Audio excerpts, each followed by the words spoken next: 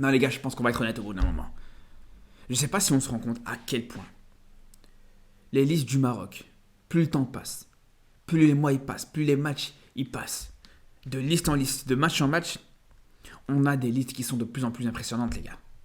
On a des listes qui sont de plus en plus incroyables. Il y a eu une période où quand je faisais des vidéos pour parler des listes, je savais que j'allais être énervé, je savais que j'allais être dégoûté, je savais que j'allais... Là les gars, franchement, j'ai envie de vous dire, en termes de choix du coach, t'as quasiment rien à redire, vraiment.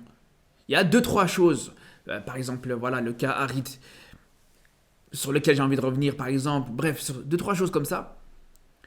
Mais globalement, au niveau de la liste en elle-même, tu peux que être satisfait. Tu peux que être satisfait au niveau de la liste. Après, quand tu auras la compo, ça sera différent. Et bien sûr, quand il y aura les matchs, ça sera différent. Parce que là aussi, ça aussi, c'est important à prendre en compte.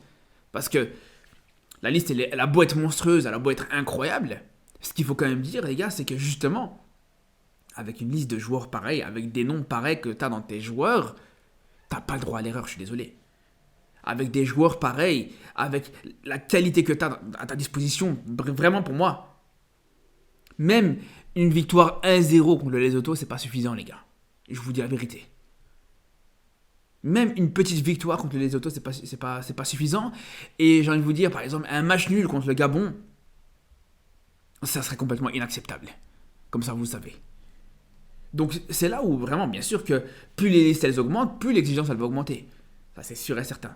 Après, voilà, je vous dis, il y a deux, trois choses à redire. Mais là où, personnellement, j'ai plus, je vais pas dire des coups de gueule à faire, parce que ce serait un grand mot, mais vraiment des petites choses qui m'ont un petit peu dérangé.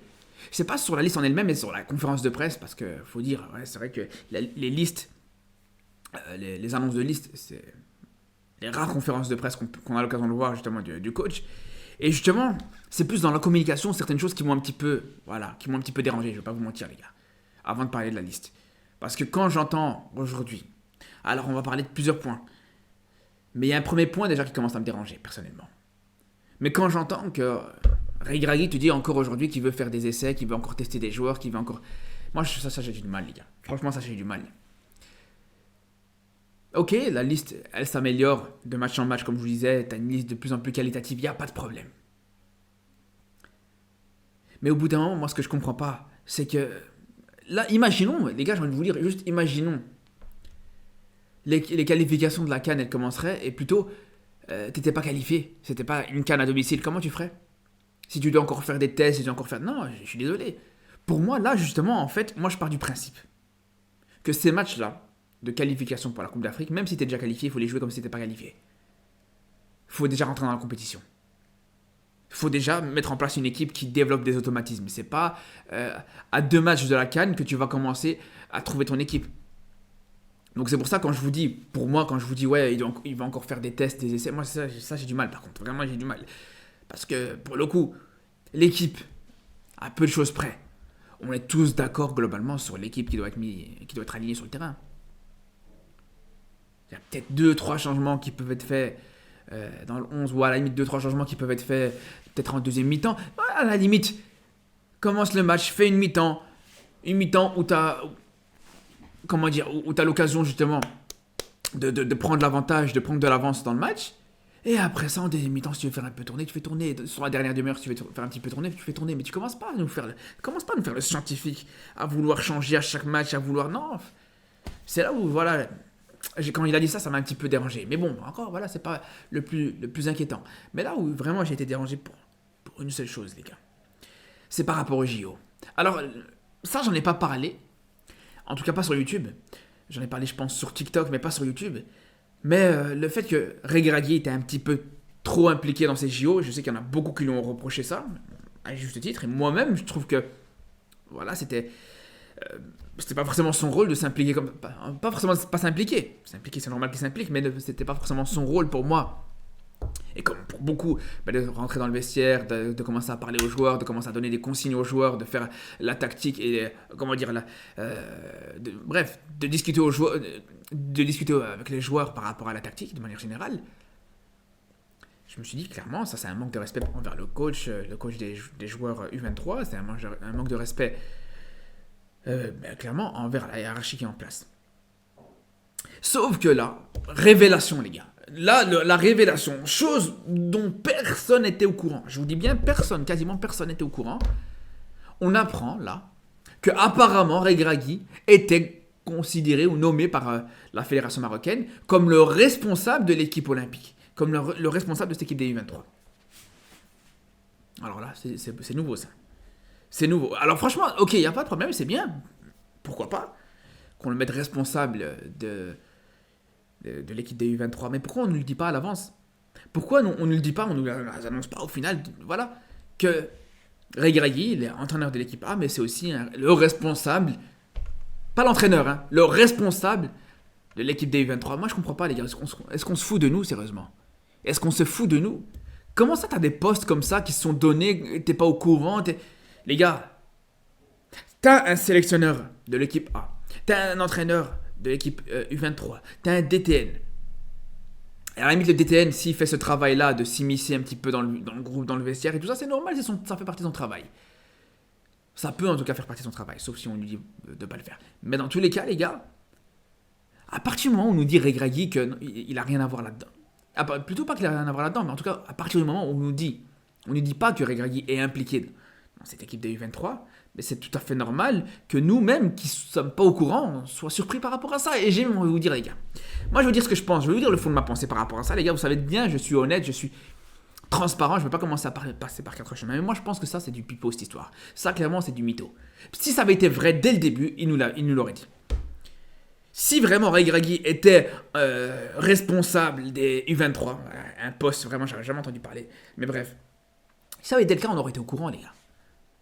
Si ça avait été le cas, vous savez pourquoi je sais que c'est pas vrai? Vous savez pourquoi je sais que justement, ça, cette excuse-là, ce nouveau poste de Regragui qui apparaît de nulle part, là où je suis persuadé que c'est faux, c'est que je pense que, voilà, vu la déferlante médiatique par rapport à ça, vu les critiques et les polémiques que Regragui a pu subir par rapport à ça, je suis persuadé que là, à l'approche de cette conférence de presse, ils ont cherché une petite excuse, ils se sont dit, ouais, on va essayer de trouver une excuse, on va essayer de justifier le fait que j'ai été aperçu. Parce que c'est ça aussi qu'il faut préciser. Quand il était aperçu en train de donner des consignes aux joueurs et tout ça, le mec, il le faisait en cachette. Il le faisait, mais discrètement. C'était des photos qui étaient prises vraiment de manière volée presque. Le mec, il était là discrètement dans le couloir à donner des consignes aux joueurs. C'est pas comme si le truc était clair, net, tu voyais Regragui dans le vestiaire avec une photo publiée par la fédération. Non. C'est là où je vous dis c'est complètement flou cette histoire, et c'est là où je vous dis cette histoire c'est du mytho. C'est mon avis, hein. Peut-être que je me trompe, peut-être. Mais je vais vous dire pourquoi. Première raison, je me dis, ouais, voilà, ils ont essayé de chercher une excuse au dernier moment. Ça, c'est une première chose. Deuxième chose, les gars. Rappelez-vous, conférence de presse de Regragui au mois de juin. Au mois de juin, les gars, allez juste voir que Regragui, il est même pas au courant du palmarès de cette équipe des U23. Il n'est pas au courant il était au courant des objectifs, mais en tout cas, il n'était pas au courant si cette équipe des U23, elle avait déjà passé le premier tour dans ces Jeux Olympiques ou pas. Est-ce que quelqu'un qui est responsable de l'équipe des U23, est-ce que quelqu'un qui est responsable d'une équipe et qu'il a un objectif à prendre en compte, il va pas être au courant si cet objectif a déjà été réalisé ou pas par le passé? Il va pas être au courant de l'historique de l'équipe dont il est responsable? Je pense pas, les gars. Je pense pas. Et je veux dire encore moins pour ce qui est de Regragui, qui est le genre de coach qui, en général, ne laisse rien au hasard. Ça, c'est une première chose.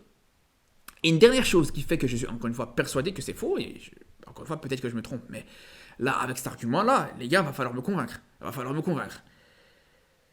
C'est que Regragui, il se contredit lui-même, les gars. Il se contredit lui-même. Parce qu'à un moment, il nous dit, le mec était responsable de cette équipe des U23, et à un autre moment, le mec, il vient nous dire, ouais, non, pendant les Jeux Olympiques, j'étais en vacances, et j'ai pris du temps pendant mes vacances à aller discuter avec certains joueurs, comme Chadi Riyad, comme tel et tel joueur, pour leur dire de rejoindre cette équipe des U23 pour les Jeux Olympiques. Comment ça, t'étais en vacances?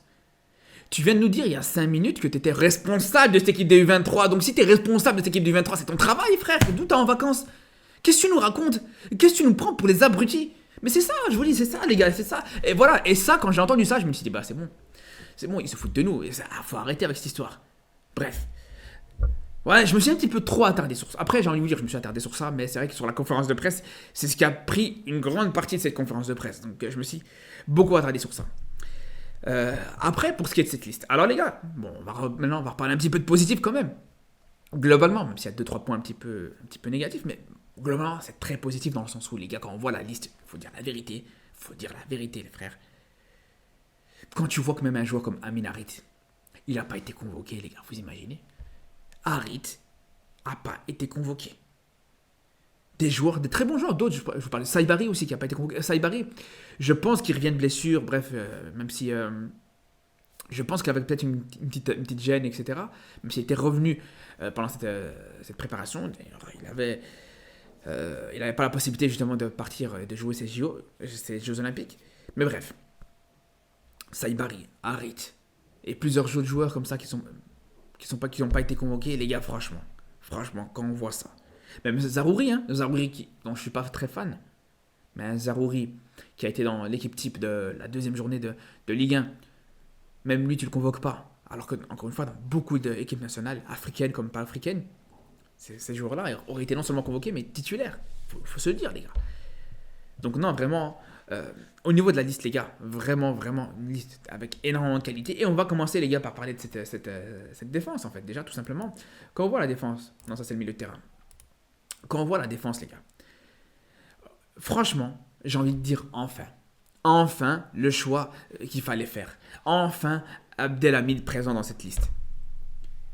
Enfin, Regragui, il a, on va dire, là, je pense que la convocation et la présence d'Abdelhamid, elle n'est pas anodine. Là, je pense que tu as vraiment tiré un trait définitif sur Saïs. Parce que clairement, quand on voit la présence d'Abdelhamid, il faut savoir qu'Abdelhamid, s'il est là, c'est pour l'expérience.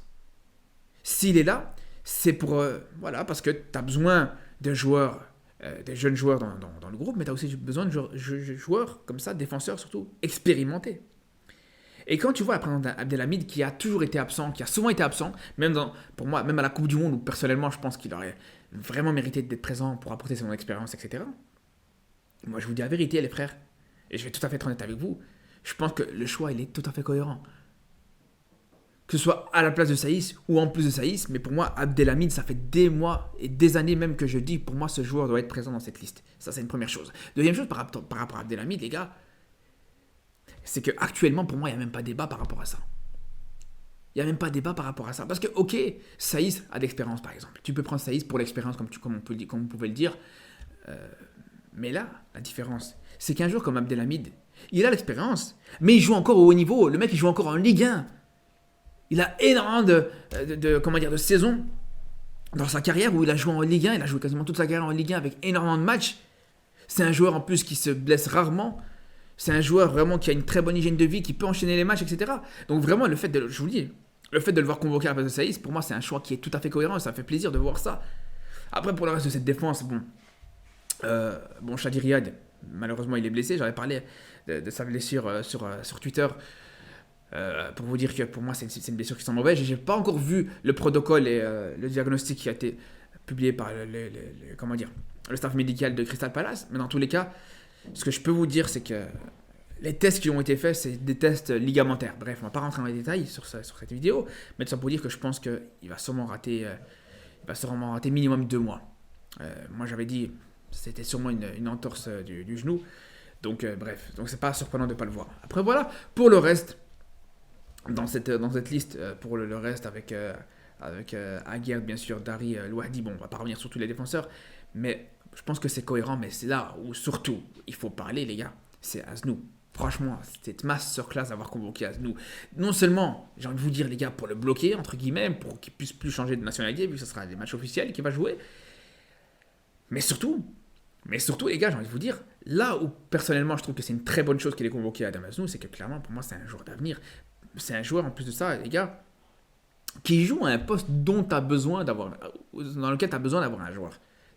C'est un poste où vraiment, c'est un poste qui est en crise dans cette équipe nationale, les gars, depuis des années. C'est comme ça. Et Adam Aznou, pour moi, vraiment, si il se débrouille pas trop mal, je vous dis la vérité, les gars, il peut vite s'imposer. Hein.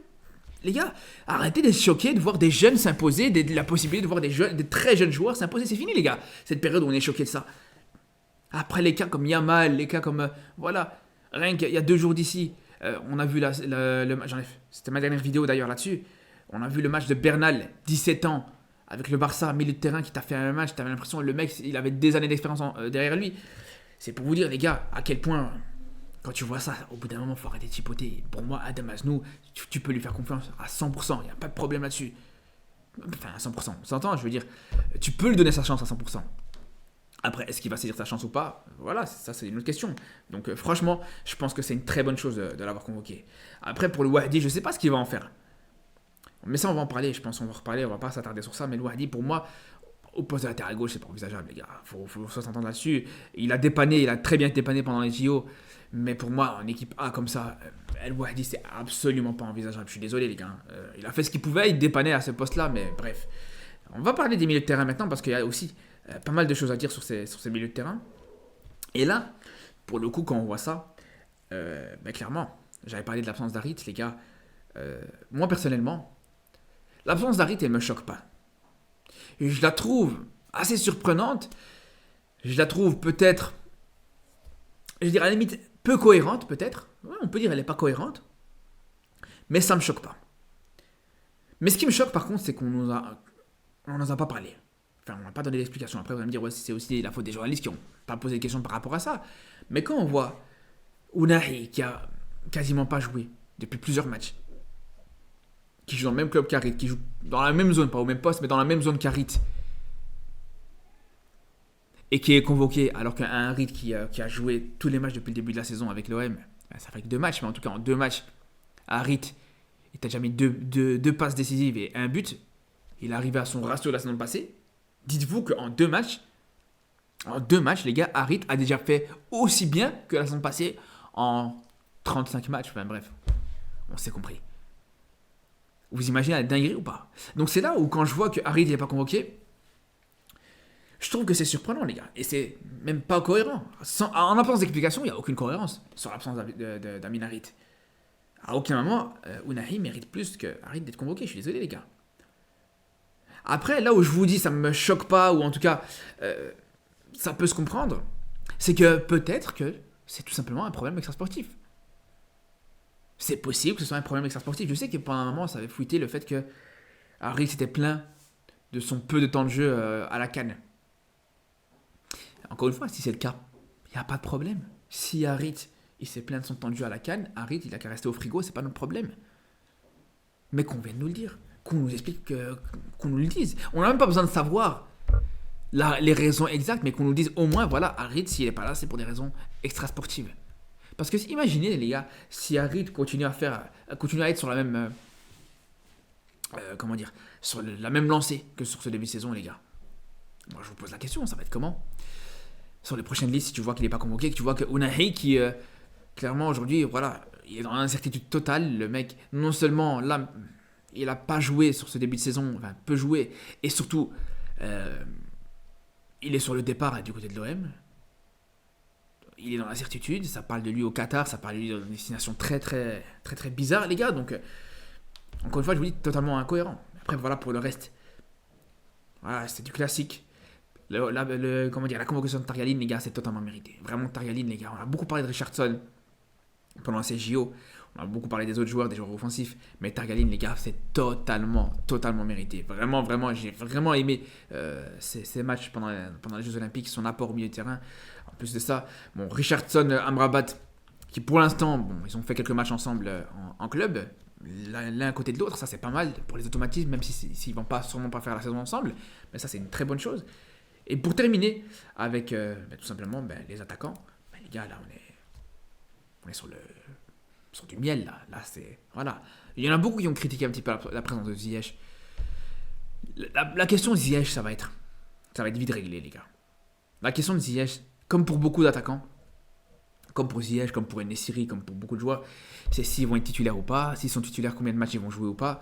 C'est plus là le problème qui va être posé.